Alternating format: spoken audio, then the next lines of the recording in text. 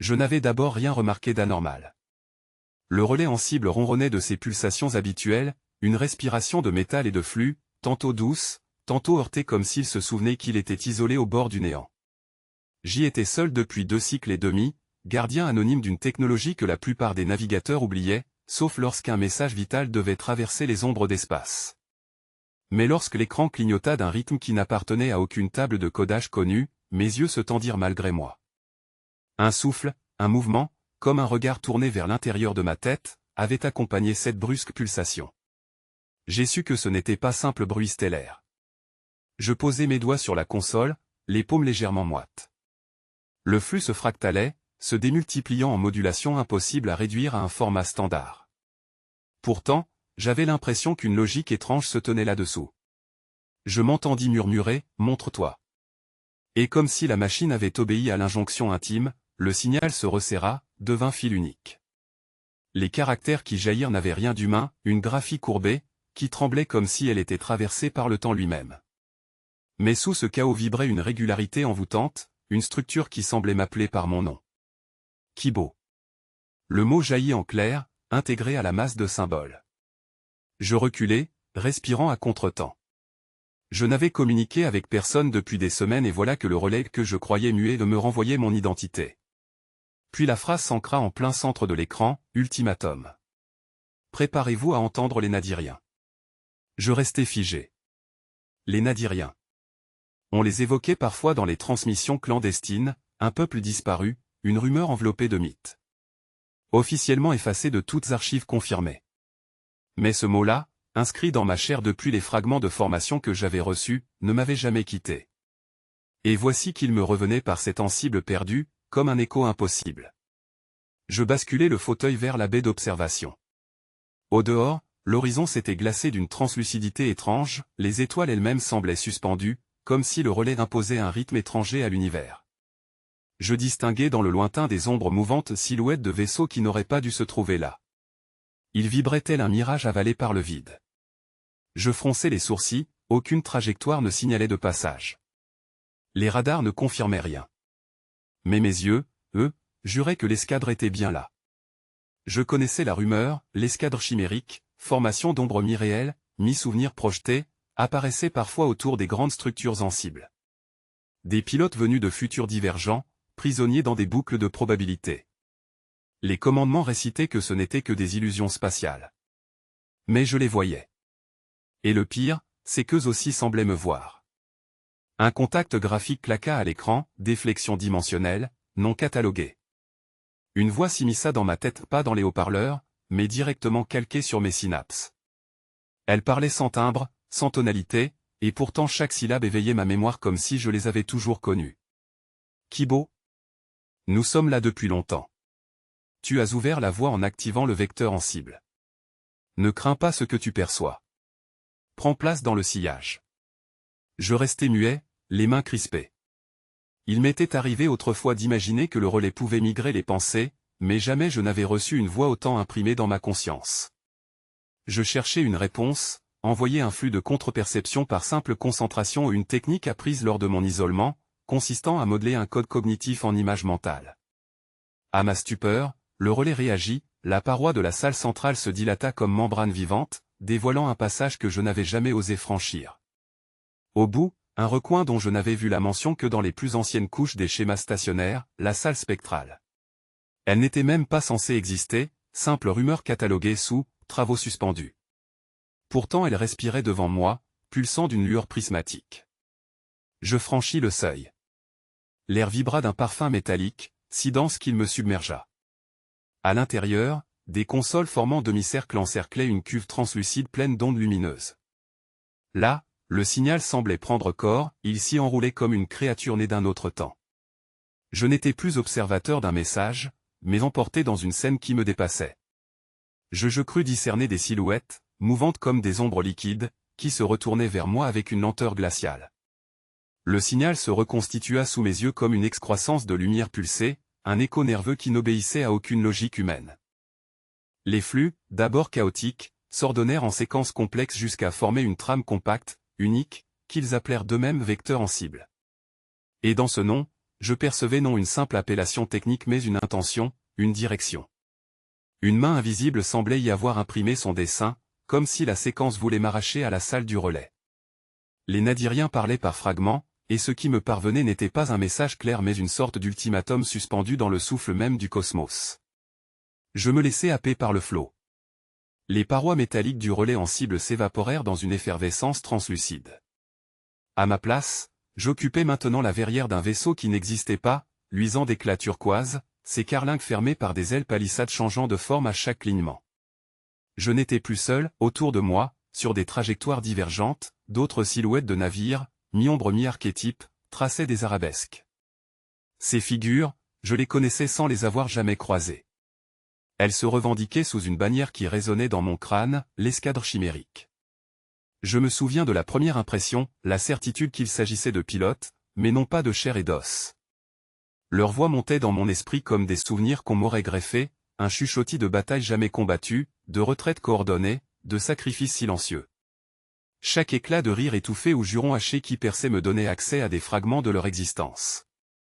Je n'étais pas sûr d'être le récepteur, peut-être étais-je devenu l'un des leurs sans l'avoir choisi. Concentre-toi, Kibo. La voix résonna sans origine claire, un souffle lumineux inscrit dans les ondes elles-mêmes. Je crus reconnaître une tonalité humaine, légèrement distordue, comme passée au tamis d'un filtre cristallin. Ce n'était pas un ordre autoritaire, mais une urgence tissée d'inquiétude.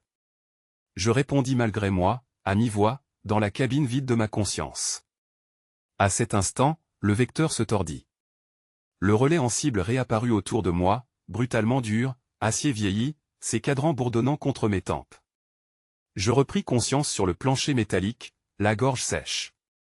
J'avais glissé, convulsé peut-être, puisque l'odeur de métal chauffé emplissait l'air, et mes doigts tremblaient autour des commandes de transmission. Personne ne veillait dans le couloir, tout était silence excepté le battement grave des accumulateurs. Pourtant, je n'étais plus seul. Les silhouettes de l'escadre, comme en surimpression dans la réalité, restaient autour de moi, flottantes mais incisives. Leurs regards je les sentais et disséquaient mes pensées. Chacune de leurs interrogations glissait dans mon esprit, devions-nous céder au message? Était-ce un piège? Fallait-il rompre la trame ou l'embrasser? Je ne pouvais pas leur répondre avec des mots articulés, alors mes émotions se chargeaient de devenir langage. Je transmis ma peur, mon refus d'être simple témoin. Leurs réactions se manifestèrent comme des palpitations dans ma poitrine, des rugissements étouffés. Ils approuvèrent, contestèrent, se contredirent, et j'étais devenu le vecteur de leur dispute. Une vibration sourde secoua alors la station. Pas une alarme, pas une pression physique détectable, mais le frisson d'une réalité hésitante. Les parois semblaient se froisser vers l'intérieur, comme attirées par un centre hors de portée. Je compris que la salle spectrale, longtemps nommée mythe par les techniciens de garde, venait de s'exposer à moi. Une cloison vibra, translucide, révélant derrière ses fibres une géométrie étrangère, comme une membrane repliée. La fiction devenait matière. Je fis un pas maladroit. Le métal s'effaça, remplacé par une spirale d'écran miroir formant un puits ouvert sur des océans de lumière diffractée. Dans ce sanctuaire impossible, le vecteur en cible prenait forme d'architecture. Je n'étais plus spectateur de simples données, j'étais convié à franchir une porte de seuil, bâillonnée depuis des éons. L'ultimatum nadirien me traversa alors, enfin audible, choisis ton rôle. Ou tu acceptes d'incarner l'articulation entre les réalités, ou nous refermons le cycle, et ce relais devient tombeau. Ce n'était pas une voix mais une multitude harmonisée, un cœur effondré de milliers d'intentions qui se pressaient dans mes nerfs. Les Nadiriens n'étaient pas une civilisation défunte, mais une mémoire vivante, reconditionnée au sein même des transmissions. Une vague glacée traversa mon crâne, comme si le relais en cible m'enserrait de ses propres fibres. Je restai un instant étouffé par ma propre respiration, comme si la voix avait surgi directement de ma cage thoracique. Nous revenons par toi, Kibo. Ces mots vibraient encore à travers la paroi lisse du relais en cible, et je sentis mes genoux trembler. Rien dans la salle de transmission n'avait bougé, sauf les jeux de lumière, des filaments pâles tournoyant à la manière de méduses piégées dans un courant invisible. L'escadre chimérique s'était tue. Elle qui, d'ordinaire, bruissait en arrière-plan de l'espace mental que le vecteur avait ouvert, s'était effacée comme coupée dans son élan.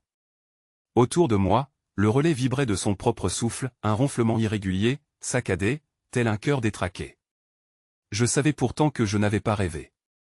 La voix ne s'était pas imposée par mes oreilles mais par un autre canal, plus intime, comme si elle avait refondu ma pensée en y inscrivant son timbre. Aucun protocole du relais, aucun code, ne prévoyait une telle forme d'adresse. Cela dépassait toute séquence connue, tout langage. Je m'étais attendu à un simple écho de transmission, pas à cette convocation. Je posai ma main sur la console. Le métal paraissait chaud, comme s'il retenait une fièvre. Les flux de l'ansible ne se contentaient plus de relier des astres, ils semblaient s'enfoncer directement en moi, me ronger de l'intérieur. J'eus l'impression que si je détournais le regard, la structure même du relais se lézarderait, craquant en facettes multiples pour révéler des angles impossibles, des fragments d'autres réalités accolées à la nôtre. Je clignai des yeux. Pour une fraction de seconde, j'aperçus ce qu'il ne fallait jamais voir, l'escadre chimérique alignée derrière la vitre, immense armada de silhouettes mi-organiques mi-cinétiques, leurs coques effilées brillant d'un éclat qui n'appartenait pas à la matière ordinaire. Chaque navire était à la fois double et unique, comme si tout futur possible se tenait plié à l'intérieur de ses flancs. Et moi, encore accroché à la console, je pressentais que ces vaisseaux n'attendaient qu'un signe, un mot de la part de ce collectif revenu d'outre-mémoire. La voix avait dit « Nous revenons par toi ». Cela impliquait une ouverture, une brèche, et j'étais la jointure de cette faille. Mais revenait-il pour nous annexer, ou pour délier un secret plus vaste? Je décidai de ne pas reculer. Les transmissions faisaient osciller les jauges et j'acceptais le risque. D'un geste, je projetai la séquence sur l'écran secondaire. Le vecteur en cible déploya ses schémas, spirales d'entrelacs, blocs d'ondes figés, zones de silence qui paraissaient contenir des cris muets. À mesure que je décrivais la courbe de la séquence, une certitude s'imprima dans mes nerfs, je ne traduisais pas un message, je le complétais, comme si l'essentiel avait besoin de mon esprit pour reconstituer sa cohérence. Le texte spectral apparut, non comme des mots, mais comme des pulsations imbriquées. Elles scandèrent un ultimatum, je n'hésite pas à nommer cela ainsi, même si le terme paraît grossier. Les Nadiriens, puisque c'était eux ou l'ombre de ce qu'ils furent ne laissaient aucun doute, toute espèce qui oublie ses origines finit par dévorer son avenir. Vous êtes la preuve de cet oubli. Le relais est la balance. À travers toi, Kibo, l'équilibre basculera. Je restai pétrifié. Non pas par la menace, mais par la précision du nom. Aucun rapport officiel n'aurait pu contenir mon identité, encore moins sur une ligne où le collectif était supposé aboli depuis des millénaires. Et pourtant, il me connaissait. Je reculai, heurtant le mur froid de la salle. Tout vacilla, la réalité, le relais, ma respiration. Puis surgit une bruine d'étincelles, et la paroi se plia. Elle s'ondula vers l'intérieur comme une membrane battue par des vents cosmiques. Une ouverture s'inscrivit dans la matière, la salle spectrale s'annonçait. Je n'avais jamais admis publiquement son existence, mais je la guettais depuis longtemps, pressentant qu'elle ne se révélait qu'au moment charnière. La clé se matérialisa dans ma paume comme une brûlure glacée, une tige translucide de matière instable, symbolique autant que physique. Dès que je la serrai, la paroi devant moi s'ouvrit en silence, aspirant ma conscience et mon corps vers la salle spectrale. Le passage ne ressemblait pas à une porte mais à une liquéfaction de l'espace, chaque fibre de moi se disloquant puis se recomposant dans un souffle. Je franchis, et la voix en moi cessa net, me laissant nu face au vaste inconnu. La salle vibrait comme une cage respirante, réfractant son propre volume en spirale qui semblait se dupliquer. J'avais l'impression d'être à la fois dedans et autour, observateur et sujet. Une mosaïque mouvante de reflets dansait autour de moi, miroitant leurs contours de manière irrégulière. Ce que je voyais ressemblait à l'escadre chimérique, démultipliée, ces navires étirés en illusions concentriques, comme si chaque mouvement de leur coque éveillait toute une série d'échos temporels. Certains scintillaient d'une lueur argentée, d'autres dérivaient vers l'ombre, rongés par des coulées de noirceur. Alors je compris que ce lieu n'était pas une salle au sens commun. C'était une interface, un seuil enroulé sur lui-même. Au centre, une spirale lumineuse tournait, véloce mais douce, oscillant comme une mer translucide. À chaque pulsation, je sentais que ma mémoire n'était pas stable. Des lambeaux se détachaient de mes souvenirs, leurs contours effacés me plongeant dans la confusion. Et pourtant, dans cette instabilité, résidait une logique plus vaste. Le collectif nadirien murmura de nouveau. Pas sous la forme précise d'une voix, mais comme une injonction diffuse, une tache de couleur qui vibra à travers mes synapses. Je compris sans mots, franchir plus avant signifierait que ma continuité se briserait, écartelé dans les multiples vecteurs d'existence que ce relais concentrait. Toutefois l'alternative, restée à l'entrée, revenait à sceller le condamnatoire silence d'une transmission inachevée. Je m'avançai. Les parois se plissèrent et dévoilèrent ce qui ressemblait à des strates de temps cristallisées. Je vis mon reflet enfant, courbé sur une console primitive, les yeux plantés dans des circuits bruts. Puis un autre moi, vieilli, portant l'uniforme de l'escadre chimérique, les traits creusés par une fatigue intersidérale. Chaque projection semblait réclamer quelque chose de moi, un choix, un geste, une validation. Un tremblement secoua l'ensemble, et toute la spirale de lumière changea de teinte pour virer au vert sombre. J'aperçus soudain des signes gravés dans cette marée ondulante. Ce n'étaient pas des mots, mais ils n'étaient pas dénués de sens, une carte, un schéma peut-être du vecteur en cible. Des fragments d'abîmes interstellaires s'y dessinaient, entrelacés de coordonnées impossibles. Je sus alors que la clé quantique ne servait pas à ouvrir un espace, mais bien à plier la couche même de l'information.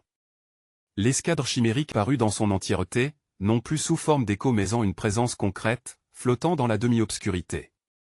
Leurs silhouettes fuselées se dressaient comme des insectes métalliques, leurs carènes battues d'éclairs blafards. Mais aucun des pilotes ne bougeait. Ils étaient figés, comme pris au piège d'un plan suspendu où le temps ne s'écoulait plus. Je levai ma main, guidé sans réfléchir. La clé pulsa une seconde avant de se dissoudre en éclats. Un filet de lumière s'écoula alors de mes jointures, courant jusqu'au contour de la spirale. Elle réagit comme si on la nourrissait de sang neuf. La salle vibra plus violemment.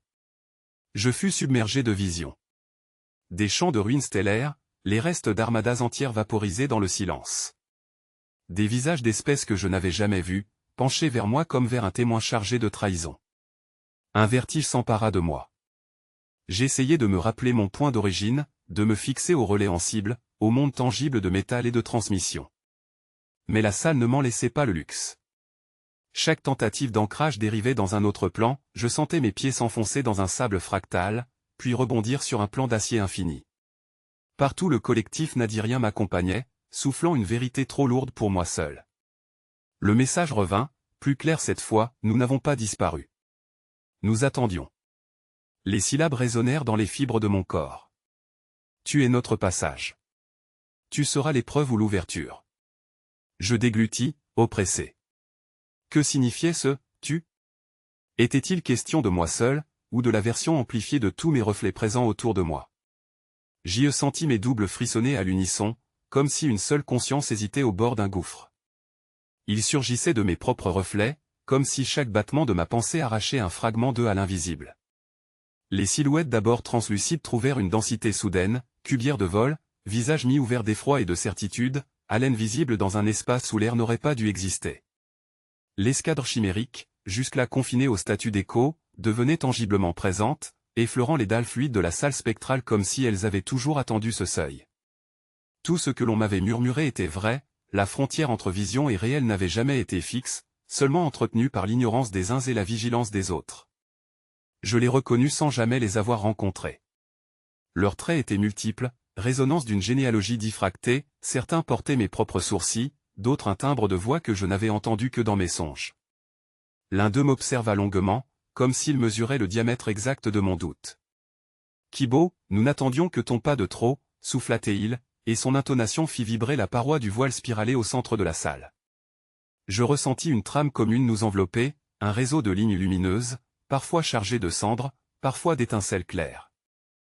Chaque ligne vibrait à une fréquence qui m'évoquait les transmissions de l'ansible, sauf qu'ici elles étaient incarnées dans nos corps, dans nos souffles, reliées par la pulsation même de nos synapses. La fracture des lignes apparaissait comme une toile cosmique craquelée, à certains endroits luisait l'avenir de notre espèce, à d'autres s'étendait une béance noire où s'engouffrait toute mémoire.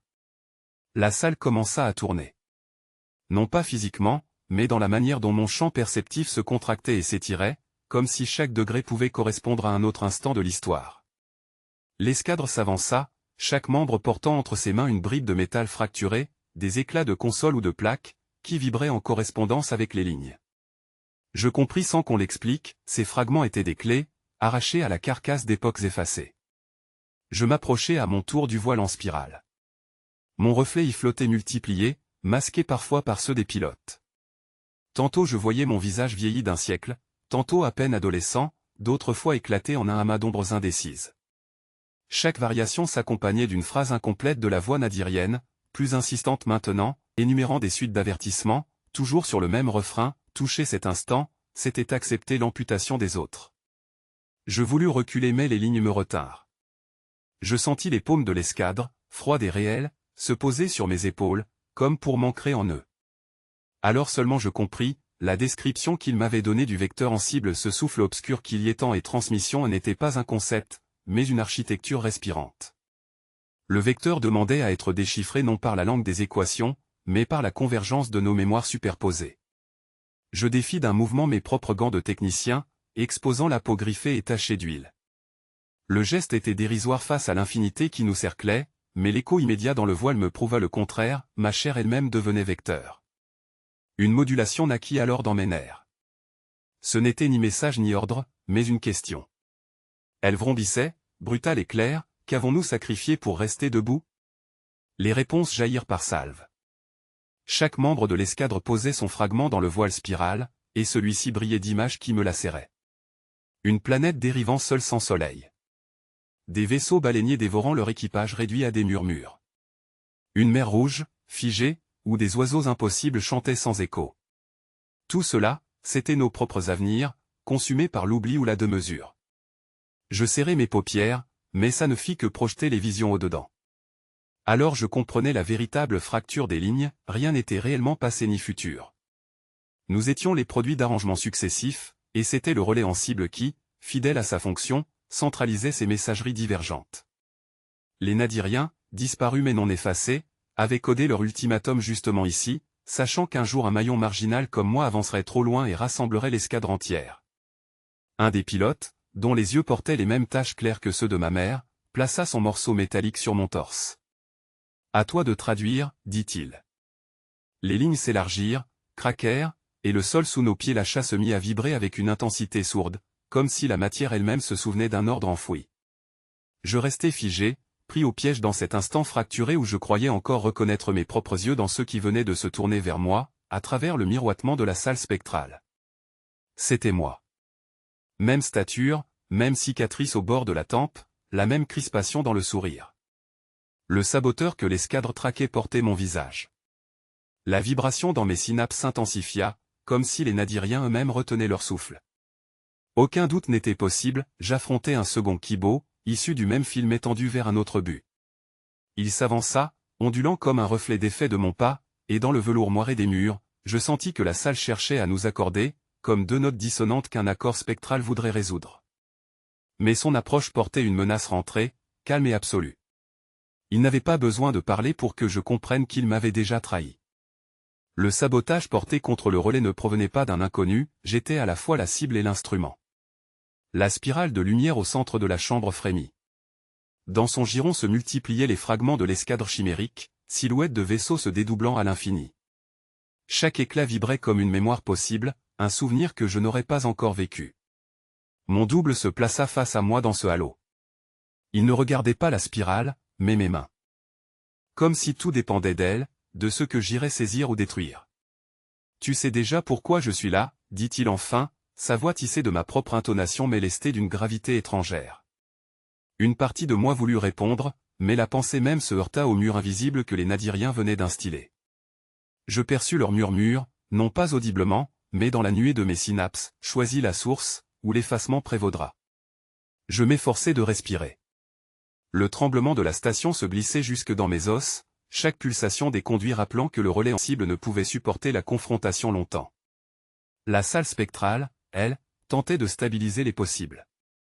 À travers les reflets, je vis 100 versions de moi-même, certaines tendant la main vers leur double, d'autres s'entre-déchirant dans des éclats de violence. Mais la salle retenait le geste final, suspendant la décision dans un temps allongé. Il reprit, son regard dur mais transparent comme un éclat de verre, le collectif m'a recruté le premier. Toi, tu n'étais qu'une réserve. Une variable de secours. J'ai accepté l'ultimatum, j'ai compris sa nécessité. Toi, tu hésites encore. Et ton hésitation seule menace l'escadre. J'entendis les mots, mais ce fut leur écho intérieur qui me transperça. J'avais cru être unique, élu par les nadiriens. Mais ils me renvoyaient à une vérité plus amère, il n'y avait jamais eu qu'un tronc unique, et nous en étions les dérives. Si lui avait choisi l'allégeance, je devais choisir l'opposition, ou fusionner avec sa volonté. Il approcha davantage. À présent, ses traits se désajustaient des miens, comme s'il ne parvenait plus à maintenir la parfaite similitude. Son sourire s'étira d'une manière infime mais perceptible, ce n'était plus le mien, mais une projection travaillée par une longue servitude au nadirien. Il posa la main sur la paroi spiralée. L'espace vibra, et les miroirs de l'escadre se contractèrent. Un des vaisseaux de lumière se mit à hurler dans une fréquence inaudible pour mes oreilles, mais qui fit gronder mon crâne. Je ne pouvais pas attendre.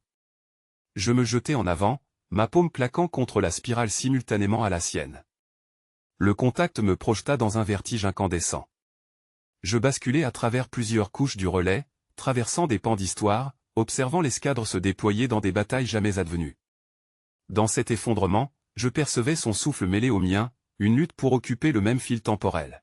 « Tu n'existes que parce que j'ai échoué ailleurs », lança-t-il, sa voix chevauchant mes propres pensées. « Rejoins-moi, et nous serons réintégrés à la source. » Refuse, et tout se dissout. Je n'avais plus d'équilibre. Mais une conviction luttait contre la succion hypnotique de ses paroles. Depuis le premier message, la phrase revenait, toute espèce qui oublie ses origines finit par dévorer son avenir. Il se réclamait de cet avertissement, alors que moi je pressentais qu'il en était la caricature. Obéir au nadirien signifiait abolir ce qu'il y avait de fragile, d'incertain, en moi comme en l'escadre. Alors je choisis la divergence. Je retirai ma main, et l'espace tout entier trembla. La spirale se mit à dérouler ses reflets comme une armure fractale, miroitante, prête à m'engloutir ou à s'ouvrir sur des milliers de trajectoires possibles. Le relais se disloquait devant mes yeux, non pas dans l'espace mais dans le temps, comme si chaque seconde cherchait à enfanter sa propre version de nous-mêmes. Des fractures s'ouvraient dans les cloisons, révélant tantôt une salle vide, tantôt la même salle emplie de lumière rouge, tantôt un passage qui s'effondrait avant même d'avoir le temps d'exister. Je sentais mes pas se dédoubler à mesure que je bougeais, mon corps laissant derrière lui des silhouettes qui continuaient de vivre un fil diverge. Les nadiriens murmuraient dans la résonance d'air métallique, et leur chant n'était ni commandement ni menace, mais une sorte de plainte comme s'ils m'avaient perdu au moment même où je m'étais arraché à eux. Pourtant je savais que ce détachement avait ouvert la guerre, il était trop tard pour revenir. Depuis la baie d'observation, l'escadre chimérique apparaissait démultipliée. Je distinguais plusieurs flottes, chaque escadrille étant la copie asymétrique d'une autre, forme polygonale mi-organique, coque translucide, voile d'énergie tendue comme des ailes inconnues. Certaines paraissaient anciennes, forgées dans un artisanat oublié, d'autres semblaient anticiper une technologie qui n'avait pas encore été inventée. Elles se frôlaient sans se confondre, prisonnières d'un espace partagé mais aux coordonnées contradictoires. C'était ce spectacle même, leur prolifération simultanée, qui prouvait que le choix de divergence avait cassé la grille imposée par l'ultimatum nadirien. Je sentais leur regard, ou ce qu'ils m'avaient donné à ressentir comme regard, se tourner vers moi. Pas un individu, pas un chef d'escadrille, mais l'escadre chimérique entière, vibrante de son propre tumulte. Je n'étais pas leur commandant, mais j'étais le nœud qui avait fissuré leur temporalité. En me retirant de la spirale, je leur avais redonné multiplicité et incertitude, et cela déclenchait à présent la réponse ennemie. Dans les fissures du vide, des architectures noires prenaient forme fractale nadirienne, colosses d'ombre tissés de mémoire condensée. Elles se superposaient au ciel comme des hiéroglyphes mouvants, prêtes à écraser toute hésitation. Le premier choc survint sans bruit. C'est la gravité qui disparut, s'écroulant sous mes pieds. Mon estomac se retourna tandis que je flottais au sein des fragments du relais, chaque outil, chaque plaque métallique se mettant à glisser vers des directions divergentes. Des corridors se tordaient, changeant de perspective, certains menant vers des horizons qui n'existaient pas 30 secondes plus tôt. Pourtant cela ne m'effrayait pas. Depuis que j'avais osé me détacher de la spirale, la peur m'avait quitté, remplacée par une lucidité brûlante. Je compris que ce chaos n'était pas une punition, mais l'ouverture même de ce qui devait venir. Je tendis mes mains vers une cloison qui vibrait comme une membrane d'eau.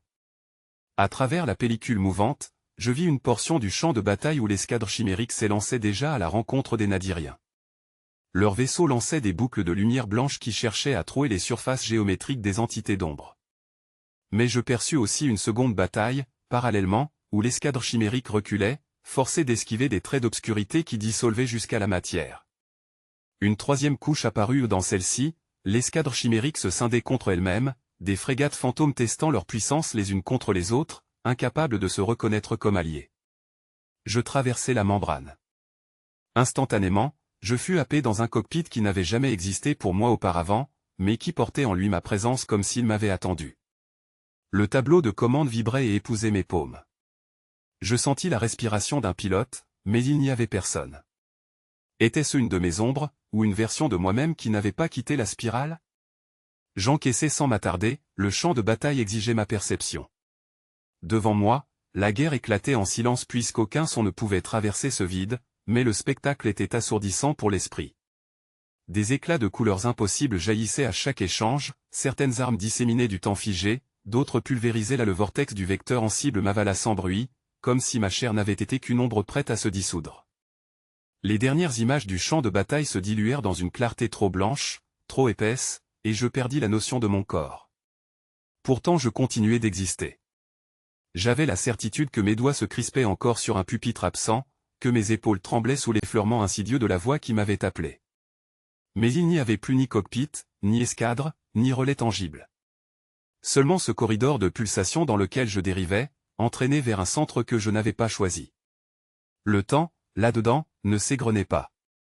Chaque battement ressemblait à un recommencement. Mes souvenirs s'ouvraient et se repliaient d'eux-mêmes, comme s'ils servaient de passerelle au voyage. Je voyais encore le relais, fragmenté en milliers de versions où mes propres pas s'inscrivaient et s'effaçaient alternativement. Puis je compris que je n'étais pas simple passager. J'étais l'artefact qu'on transportait. Mon esprit, mon tissu neuronal, devenait le filament conducteur d'un signal que nul dispositif matériel n'aurait pu porter. Alors la voix se fit plus nette. Ni menaçante ni douce, mais posée à la manière d'une affirmation immémoriale, tu es parvenu dans l'œil. J'aurais voulu répliquer, demander ce que signifiait cette appellation, mais mon langage se désagrégea en couches de sensations, étalées devant moi comme des cartes translucides. Les Nadiriens me parlaient sans mots, en injectant dans mes pensées l'architecture vivante de ce qu'ils prétendaient être. Je vis la lente tombe de leur peuple. De grands bastions dressés dans la matière de monde marin, effondrés par l'excès de leur savoir. Ils avaient possédé l'art de plier la mémoire collective comme on tord une étoffe, et de réécrire ainsi leur propre passé. Mais à chaque révision, une portion d'eux-mêmes disparaissait dans l'oubli, jusqu'à ce qu'il ne reste qu'un collectif condensé, sans chair ni sol natal. Ils n'étaient plus que l'écho de ce qu'ils avaient voulu contrôler. Leur extinction avait été volontaire autant que subie, un glissement en dehors de la continuité. Un pari fou de survivre comme signal, égaré parmi les trames. Je compris que ce que j'avais pris pour un ultimatum n'était pas seulement une menace. C'était un appel. Leur dernier effort consistant à frapper à toutes les portes de la matière. Mais le message s'était tordu, perverti par des strates de transmission successives. Et voilà pourquoi l'escadre chimérique avait été happée dans cette escroquerie de probabilité, les Nadiriens avaient conçu leur propre langage comme une arme d'invitation forcée. Recevoir le signal, c'était déjà être convoqué. Y répondre, c'était devenir support. Pourquoi moi? La question surgit, instinctive, pas même formulée normalement, mais gravée comme un éclair dans la matière du flux. La réponse me traversa à contre-courant, parce que tu ne crois pas te suffire à une logique linéaire. Nous avons besoin d'hôtes clivés, traversés de doutes, capables de porter plusieurs devenirs simultanés. Leurs images criblèrent ma conscience. J'aperçus des bribes de moi-même, enfant, rêvant à des diagrammes impossibles que je traçais sur les murs du relais en ruine où j'étais né. Je me revis adolescent, déchirant les protocoles de surveillance pour imaginer des voies dans les fluctuations du trafic en cible. Je compris que, depuis toujours, j'avais servi de point de captation, même sans le savoir. Il m'avait déjà sélectionné bien avant que je ne sois exposé au premier véritable signal. J'étais un maillon, non une découverte fortuite. Les parois du couloir éclatèrent et je fus projeté dans une étendue que je ne pouvais nommer que œil, car c'était à la fois centre et observation. Tout y convergeait, des filaments d'univers, des faisceaux de trajectoires divergentes, reliés par une pupille de mémoire. Je savais que je pouvais plonger dans chacune de ces veines et retrouver le spectacle des batailles, des exodes, des renaissances déjà tentées. L'escadre chimérique apparaissait répétée, infinie version d'elle-même éparpillée comme poussière d'étoiles. À chaque fois l'issue différait, victoire flamboyante, annihilation sans reste, assimilation dans des vecteurs énergétiques. Rien n'était assuré. Mais toutes ces branches couraient vers une zone d'occlusion, un mur que même les Nadiriens n'avaient pu franchir. Il voulait que j'ouvre la voie. Je sentis ce poids retomber en moi, lourd comme une croix de transmission. Accepter de devenir passage signifiait perdre ma singularité. Refuser, c'était condamner l'escadre à s'engluer à jamais dans les océans de probabilité. Fallait-il être la clé d'une porte dont les bâtisseurs eux-mêmes s'étaient effacés? Je ne connaissais pas la réponse. Mais je savais que je devais avancer, même sans certitude, car le pire danger était l'immobilité.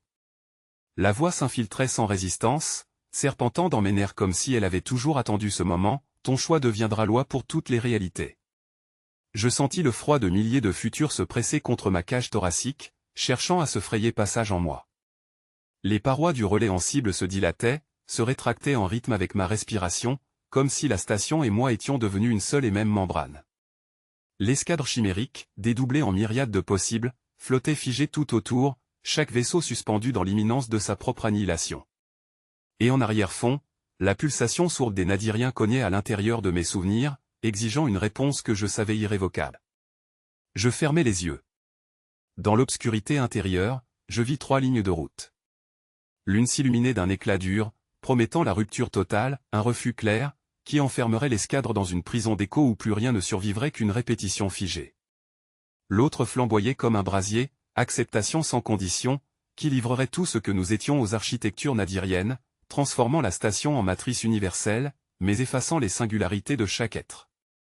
Entre ces deux flammes, un troisième chemin m'apparut, fragile, instable, une oscillation faite de doutes, comme si ma propre hésitation avait tissé un corridor inédit, hors de leur dualité. Les Nadiriens me pressaient d'un murmure uni, homogène, trop parfait pour être réellement vivant. Choisis. Le vecteur doit s'ancrer ou se rompre. Kibo s'avança alors, brisant le cercle hypnotique qu'avaient tendu les Nadiriens. Sa voix n'était pas un refus ni un assentiment, mais une modulation de rythme, semblable au battement d'un cœur qui refuse de se soumettre à une cadence imposée. Il y USA du relais en cible non pas comme d'un émetteur de commande, mais comme d'un miroir résonnant, y projetant ses incertitudes, mes doutes, nos dissonances partagées. L'indécision, que je croyais faiblesse, devint grâce à lui un motif lumineux qui se développa au sein du réseau. À cet instant, la tension se délia, ni stagnation, ni dissolution, mais une respiration mouvante, une troisième forme que même les Nadiriens ne purent enfermer. Leur cœur se fissura, laissant circuler des voix distinctes, des individualités longtemps contenues. Le choix n'était plus d'obéir ou de disparaître, mais de continuer en fractales divergentes.